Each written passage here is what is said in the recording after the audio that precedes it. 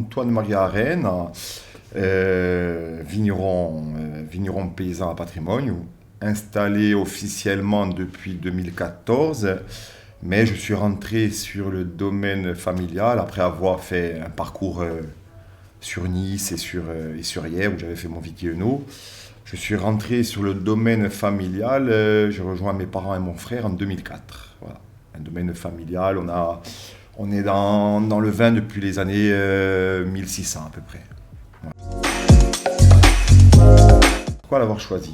Je pense que c'est pas moi qui l'ai choisi, mais c'est plutôt l'inverse. Je suis vraiment né au cœur d'une famille et d'un village aussi, d'un village de vignerons. Et naturellement, cette passion m'a envahi et très rapidement, j'ai compris dès le plus jeune âge que c'est ce métier, pas forcément le métier de vigneron, mais un métier proche de la terre qui m'appelait. Et d'ailleurs, c'est ce qui m'a rappelé quand j'étais à Nice étudiant. Très rapidement, j'ai compris que ma voie était plutôt dans l'agriculture et entre autres dans la viticulture qu'ailleurs. Alors, ma philosophie est assez simple, elle est basée vraiment sur le côté empirique, sur l'observation, de vivre vraiment, on vit dans un élément, dans un terroir, on fait partie d'ailleurs, je fais partie de ce terroir. Donc chaque année, chaque jour même, on se remet en question en fonction de la météo, qu'on regarde souvent, de plus en plus malheureusement.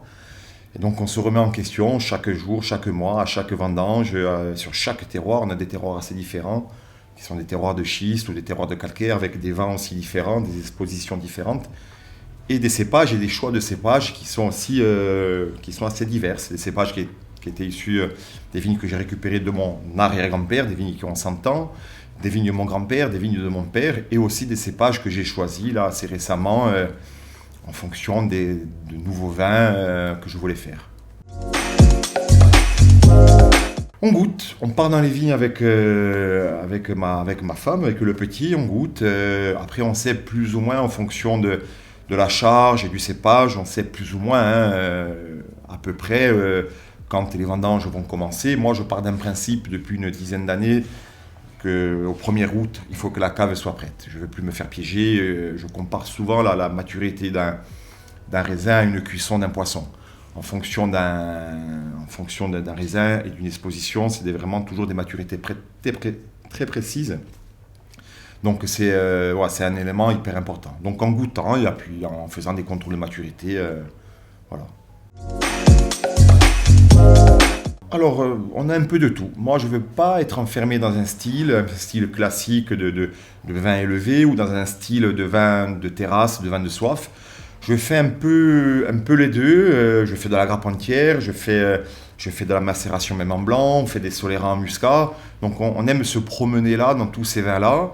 Et on fait ce qu'on appelle avec ma femme des vins en fonction des saisons. J'aime bien boire un Morescone, enfin, boire. Faire des rouges de printemps de terrasse et faire des rouges de gibier, des rouges d'automne plus sécurisants, je dirais. Voilà. Donc on se promène un peu là-dedans à la cave et ça nous permet aussi de rompre une certaine monotonie qui pourrait nous guetter. Donc on travaille que tous les deux avec ma compagne, on n'a pas d'œnologue conseil. On est vraiment comme ça au feeling en fonction de chaque millésime, de chaque parcelle. C'est un peu la même chose. En fonction du but qu'on s'est fixé, on va déterminer des contenants et des durées d'élevage. Sur des vins à consommation rapide, on privilégie plutôt l'inox, mais sur des vins où on veut aller chercher un peu plus de complexité, on va aller sur des demi-muillis, sur des foudres, sur des céramiques. On a la chance d'avoir un petit artisan, un petit qui commence à être reconnu maintenant, Julien Truchon, avec lequel on fait une collaboration sur des petites jarres en grès, où on s'amuse comme ça sur des cuissons différentes. On a cette chance-là de pouvoir travailler. Et puis aussi des cuves en béton. Donc on a un peu de tout sur le domaine, on a un peu de tout. Alors le vignoble de Patrimoine, lui, s'étend sur 7 communes différentes. Ça part de Farinol, ça passe par Patrimoine, Saint-Florent, Poggio-d'Olette, Barbaggio bien sûr, Olette et Santo-Pietrolitane, dans le côté vers les Agriates. C'est à peu près 500 hectares pour une quarantaine de vignerons. Une appellation qui est plutôt très dynamique par rapport à ce que je peux voir ailleurs dans certaines régions du continent français. Voilà, une appellation plutôt dynamique avec une moyenne de domaines en superficie qui va s'établir aux alentours des 15 hectares. Voilà. Première, vraiment une émotion particulière, j'étais à Nice, j'étais étudiant, c'était une cuvée du pauvre Christian Imbert qui nous a quittés l'année dernière, en pleine vendange d'ailleurs. C'était un Oriou en rouge et c'était un 99. On avait bu ça à l'apéro. J'avais bu ça à l'apéro, il était 18h, et comme quoi les mœurs ont changé, on m'avait catalogué d'ivrogne, alors que j'ai des amis qui, eux, buvaient du gibet. Et eux, c'était des gens bien. Et moi, je buvais du rouge à 18h, c'était en 2003, et ben, on ne buvait pas de vin comme ça à l'époque à l'apéro. C'est pas si vieux, hein. Et eux buvaient du gibet voilà, et eux, c'était des gens bien. Et moi, j'étais le plein de vin, le sac à vin, et voilà. Comme quoi, en l'espace de 20 ans, ça a bien changé.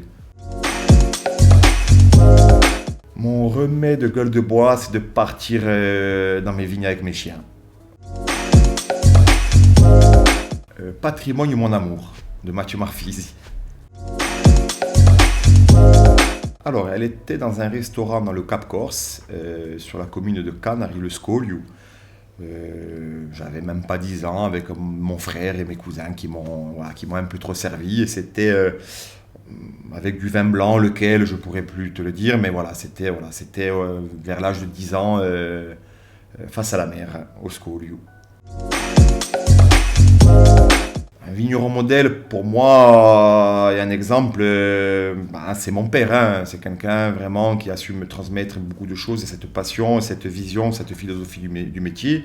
Quelqu'un sur lequel aussi je m'appuie là de plus en plus, qui est un jeune vigneron qui s'est installé, c'est Nicolas Mario Tibini, qui est quelqu'un qui n'était pas issu de famille de vignerons, mais qui a développé un tel amour que certains devraient en prendre vraiment des leçons, parce que c'est vraiment quelqu'un qui a cette philosophie-là de vigneron paysan, cette philosophie qui m'attire de plus en plus. En mauvaise habitude, un défaut, c'est de m'isoler, de ne plus assez aller au contact. C'est vrai que je suis tellement bien chez moi que j'ai tendance un peu parfois à me renfermer. Et c'est pour ça que de bouger, ce que je faisais beaucoup étant jeune, c'est vrai que plus le temps passe, plus je me sens bien chez moi, notamment dans mes vignes et dans mon village et sur mon île plus largement, que j'ai un peu tendance à me renfermer et à rester un peu tout seul dans mes vignes avec mes chiens. Et pour l'ouverture d'esprit, c'est un peu, c'est pas toujours très bon ça.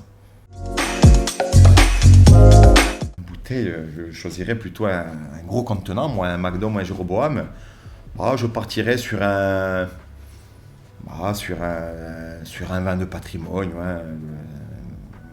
Je partirais sur un vin de la famille Marfisi. Je monterais, la cave est pas très très haut. Il y a la réserve de son père.